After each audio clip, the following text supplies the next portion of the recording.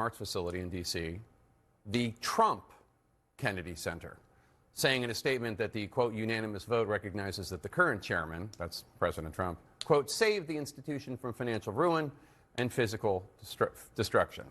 We should note the vote was actually not technically unanimous. Here with me now is Democratic Congresswoman Joyce Beatty, who serves as an ex officio member of the Kennedy Center board. So, Congresswoman, you attempted to object to this vote today, but tell us what happened. That is true. At the end of the meeting, it was brought to our attention that the Kennedy Center was going to now be renamed, and at that time in the official board meeting, they said Trump Center. At that time, and we have a mute-unmute button. I had been unmuted all along, and as I wanted to ask questions, you know, traditionally on a board, and especially a board of this caliber, you would have said the study committee, the naming rights committee, we had meetings, there was no discussion, just some of President Trump's cronies announced, oh, we've got this new thing we're going to tell you, we're going to rename it. At that time, President Trump said, oh, I didn't even know about it. All of this is absurd. And at that time, I wanted to ask questions, voice my opposition, ask why, and immediately I was muted. And as I continued to press unmute, I then received a message saying I would not be unmuted. As I continued to push the button, and we have screenshots of this from my end. We then got a message and said participants will not be unmuted.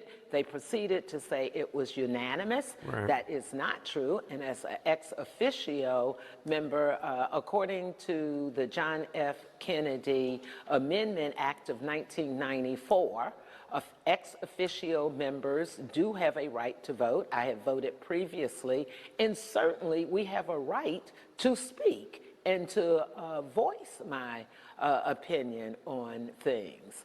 And so I was very bothered about this, and I want the record to be straight. It was not unanimous, and when you think of not allowing me to even speak, that's a form of censorship. Right.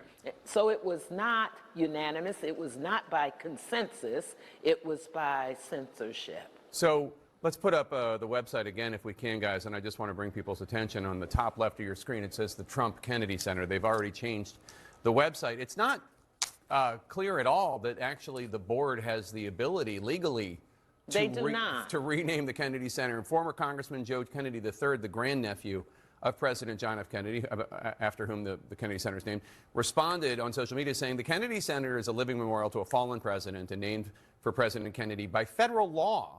It can no sooner be renamed than someone can rename the Lincoln Memorial, no matter what anyone says, unquote. What do you make of the fact that they've already changed the website?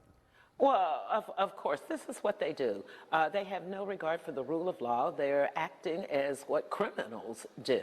And it's criminal that they are doing this. I served with Joe Kennedy when I first went on the board. He's absolutely right. They cannot independently, as a handful of self-appointed people who giggled and laughed, the whole board meeting was a mockery of professional boards. There were 10 or 15 minutes where we could hear people laughing and singing jingle bells because they didn't know how to even operate the equipment. The board meeting was held in someone's home, the home of the Winds, that were hosting it. I don't know if they were in their library, the kitchen, or where they were.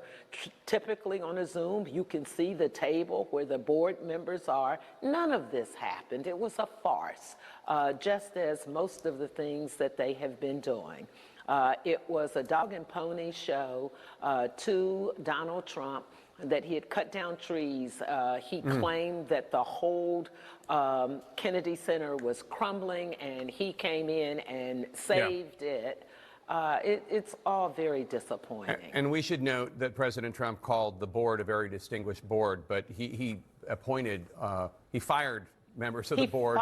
Yeah, earlier this year, and they're led now not only by President Trump, but a bunch of Trump acolytes and sycophants like Rick Grinnell and Dan Scavino and Pam Bondi, a couple of his sycophants at Fox, Maria Bartiromo and Laura Ingraham. Anyway, Congresswoman Joyce Beatty, Democrat from Ohio. Thanks so much. Thank Appreciate you. it. Thanks, A live Jay. look at the